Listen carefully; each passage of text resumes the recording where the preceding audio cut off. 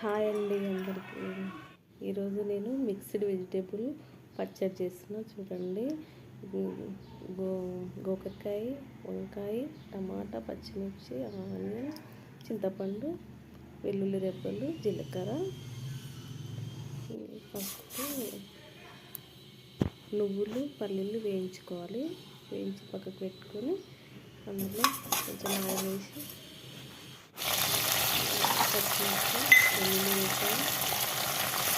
జీలకర్ర వేసి మొత్తం ఫ్రై చేయాలి.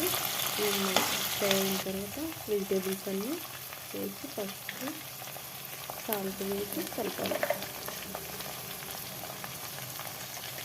బాగా ఫ్రై అయిన తర్వాత స్టవ్ ఆఫ్ చేసి, ఇలా అయిన తర్వాత స్టవ్ ఆఫ్ చేసి మిక్సీ జార్లో వేసి సాల్ట్ వేసి కొంచెం గ్రైండ్ చేసుకోవాలి. సాల్ట్, కొంచెం నువ్వుల పల్లీల పొడి గ్రైండ్ చేసుకొని ఇలా అయిపోయింది చట్నీ రెడీ అయింది. పోపు పెట్టుకోవాలి.